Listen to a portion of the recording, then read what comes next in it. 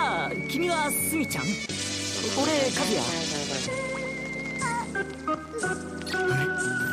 ここにいるってことは間違いねえよな。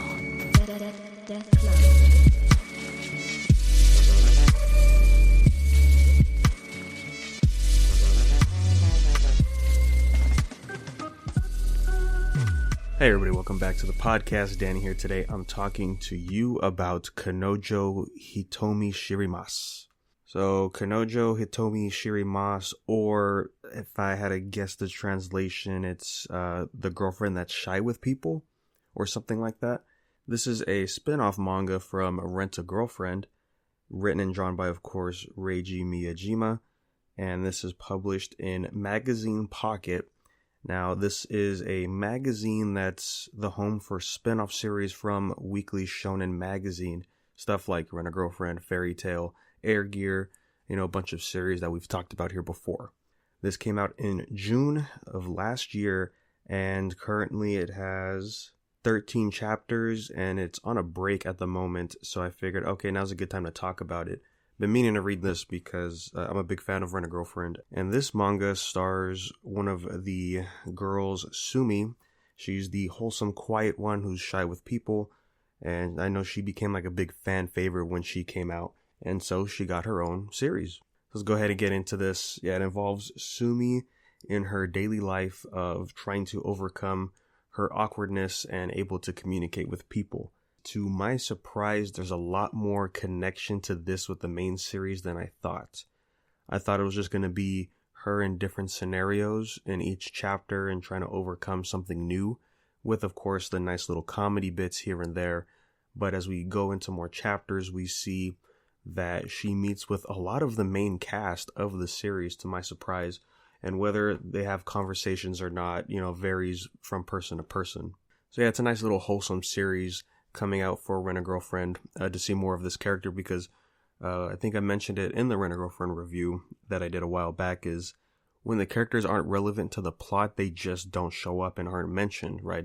Whereas in a usual harem series, they're always there and they always have their time to shine, and they take turns taking the spotlight, right? Just to get the audience census, I guess, to have everybody gets their time. But with this series, again, yeah, we're focusing on this part of the story, so we can't have all of these characters come in because there's no justification for them to be there. And so this is nice to see Sumi-chan, because we rarely see her in the series. She was just there in the beginning to go with Kazuya to have, some practice dates to be more confident in herself. And then after that, she'll show up every now and then when Kazuya needed help and went to her for advice. So again, it's cool to see that we can get more of her here. And then with the surprises of other characters that haven't been showing up in a while in the main series pop up in here, and we just get a little bit more of their personality being shown. That was cool too. And then, art's the same as in Rent a Girlfriend, really good stuff. And it, unfortunately, took a break at chapter 13. And it's starting off an interesting way with this little arc that's coming in. She has her confidence and is ready to show it in a date that she just got booked with. And then we see the person that requested the date. And I wasn't expecting it. It's going to be interesting to see. And it'll probably just be wholesome, just like the rest of this series. So if you just want more of Rent a Girlfriend and Sumi-chan, definitely give it a read. It's, again, only 13 chapters. You could zoom by pretty quick. And that's all I have to say for this little spinoff until, we get more, and just see how it expands into the rest of the world of Rent a Girlfriend. And speaking of the mainline series Rent a Girlfriend, might as well talk about it while we're here. I am currently caught up, reading every week when the chapters come out, and it's still pretty good, I think. If I had to complain about what's going on, is that it's just taking too long with everything it's setting up. There's a lot of big things happening in the arcs right now that were really pushing the story forward, and I was enjoying all of that. But every week there's always a cliffhanger. Every week we're just kind of dragging it along. And there was, the big question was asked to Kazuya.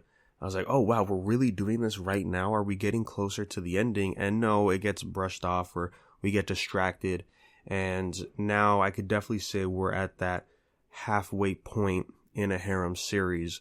And it's, similar to Nisekoi, where, it's Chitoge, she starts understanding feelings towards Raku in there, and then that's when it's starting to focus more on her trying to do what it takes to get this thing going. And then that's when Raku in there decides like things are getting questionable, he doesn't know who to pick at that point, kind of thing. And it's starting to get to that here. There's also side stuff pushing forward that's going to be complicating things more. So I'm looking forward to that because I wasn't expecting stuff to happen. Well, I was surprised to see certain characters team up together, but it was, mentioned in a chapter later that like, oh, actually this is the reason it's happening. And then, I could see where we're going with this series. It's just, I wish it would just pick up the pace. The chapters, they go by pretty quick. There's just not a lot of content that I'm looking for at the moment for the series, which is, it's not a bad thing, but you could only drag it on so long until it starts to decline in quality or the fans start to get more disappointed as we go along. So at the last chapter, as of this recording that came out, it looks like we're shifting into what I was saying earlier that Nisekoi did with Chitoge, and we shall see with the next upcoming chapters. I'm still looking forward to the series. I think it's a solid harem overall. I just, again, wish, like, hurry it up, guys. Come on. So that's all I have to say about these two series. What do you guys think of the spinoff with Sumi-chan? Did you like it? Remember, you can send an email, unversepodcast@gmail.com. If you have any questions or comments, we'll talk about it in the next episode. And then you can follow us on social media at @unversepodcast anywhere you go. So thanks, guys, and we will catch you on the next one.